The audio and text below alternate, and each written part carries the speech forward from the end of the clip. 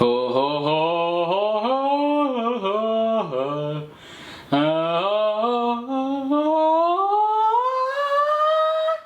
Anyways, alright, Go ahead. So you're recording? Yep. Perfect. Alright, so I guess it's another week and let's see. Actually, this time it's something else. You're pointing the camera to the wrong place, Natalia. So, I know you're probably expecting me to put myself on this scale and measure myself, but let me tell you something different. Actually, I'm setting myself a challenge. This challenge is probably going to be the hardest challenge that I've ever set for myself my entire life, and it might take a while, but I'm committed to this. And I'm allowing the internet to judge me if I don't complete it. And so, I'm going to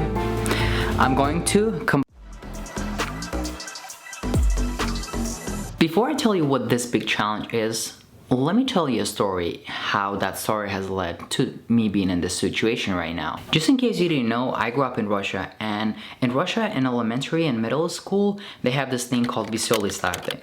And what they do is they put all like 4th, 5th, and so on graders together, and they make them compete in different types of activities like push-ups, pull-ups, running, and so on. One of the events was running. And so they ended up taking us to a park and they wanted us to race around a circle. And here's what happened. So halfway through, I gassed out, I pushed too hard, and as a result, I couldn't continue running. Or if I would just be literally the last man and fall behind everybody else, probably by a minute or so. And so because I was so ashamed of being last, what I ended up doing was I dropped out of the race. I literally jumped off the course in the middle of the race and I hid behind a tree and I sat down, and right as everybody left, then I came out and I went home. And now that I think about it, how come the teachers didn't say anything? I was like a 4th, 5th grader. I don't remember exactly, but something to think about. The reason I'm telling you this story is because that image, I can remember it vividly, and it has left a big mark on me. And no matter when in my life, if I'm not able to achieve something, or if I get close to something but I'm not able to finish it, I remember that moment. And it's not the best feeling, let me just tell you that. And before we get too emotional, let's continue on this video. So here's what I decided. There's really not a worse feeling in your life than not feeling confident in your own body. And so as a result, here's the challenge that I've set for myself. I wanted to run the hardest discipline in running, which is probably marathon. And not only run a marathon, but I wanted something harder than just running a marathon. Alright, beast mode! Woo! Let's go, baby! Let's go, baby! Woo! This is it! This is it! Let's go, baby! Woo! Let's go! Let's go, champ! Let's go, champ! Stop! There you go!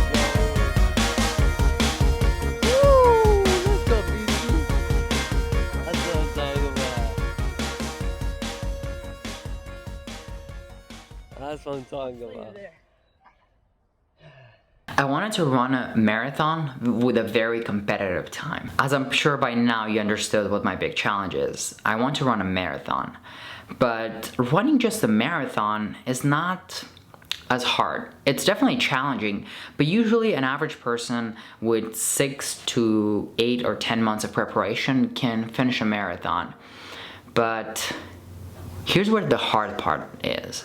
I want to run a marathon in under 3 hours. Let me try to explain to you what that really means and paint a picture in your head. A soccer field is about 100 meters. I'm sure I never really played football, but pretty much it's a very similar field. But marathon is equivalent to one soccer field. Maybe 5. Maybe 10, 100, maybe 300. How about 420? So a marathon is 42 kilometers or 26.2 miles. And running 420 soccer fields just doesn't seem that easy. And also when you throw in there running it under 3 hours, that makes it really challenging.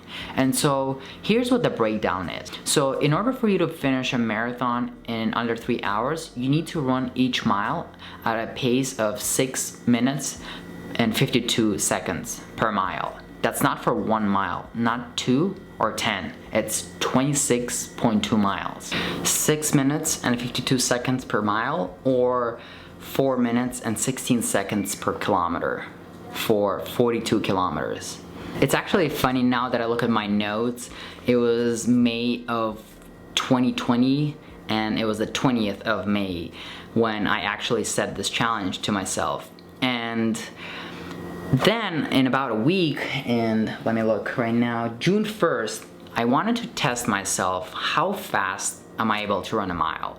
And so when I went to a close by park and I ran at 7:19 pace.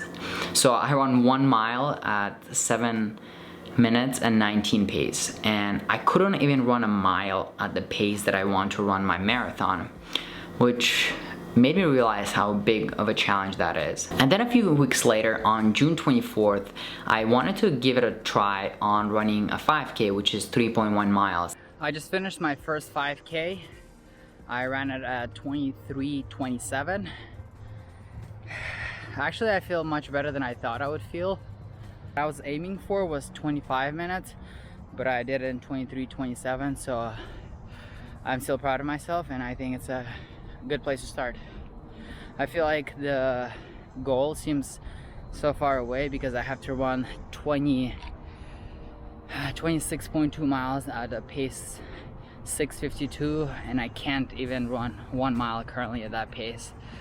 But that's what it's all about, setting yourself a goal and following through and proving yourself that you can achieve it. From this point on, I started reading, and I thought to myself, what potentially could I read that will make me run faster, right? I thought it's just running, right? But it made me realize that there's actually a lot of knowledge that is behind running. And so I read this book called 20/80 or 80/20 rule of running, and in that book it spoke about the importance of running slow and how that actually can make you fast and help you build endurance. So I started implementing some of that, and that has probably been the biggest game changer. That has probably changed my relationship towards running overall. If you're interested in following this journey, I currently actually run about 6 days a week, and I upload all my runs to Strava. So if you're on there, go ahead and follow me. And if you're not there, Strava is pretty much an app where you can upload your workouts and other people can watch it. It's pretty much Facebook for working out. So I've shared with you my goal, and you know how challenging that goal is. I looked around online and I saw most people are able to achieve it within 3 to 5 years. And I wanted to push myself to be able to achieve it in 3 years. So I started getting back in shape May 1st of 2020. So I thought that it would be fair for me to take 3 years. So it would be May the year of 2023. But actually, I think I might be able to get it faster there than I anticipated at first. And also, I'll be posting a lot of my runs and stuff on this channel, so if you're interested, let me know. I'll be posting maybe some of the mile runs or 5K or whatever. So yeah, let me know if you're interested. I'll be posting a lot of those as well here.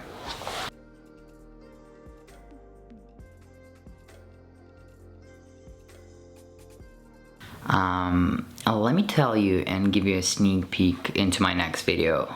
Actually, I made a bet with my girlfriend, and that bet entails of 6 months cleaning. Whoever loses the bet will have to clean the house for 6 months, and also there's a side bet of $100. So I'll tell you about that just in a little bit. And it actually has to do with losing weight. In fact, let me tell you, I made a bet with my girlfriend. Whoever loses will have to clean the house for 6 months and also put $100 on the table. And my job, I have to lose 10 pounds in 1 month. But it's not just losing 10 pounds. At the current moment, when I started the challenge, I had about 12-13% body fat, or at least that's what my scale says. So will I be able to lose 10 pounds in the next 30 days? We'll find out.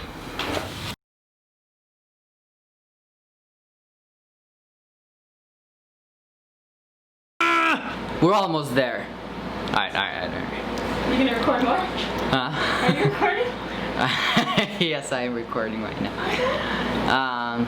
Yeah, that's it. This is the end of the video. You can just switch off. No, it just kind of really got hot because I turned off the AC. And Bad idea.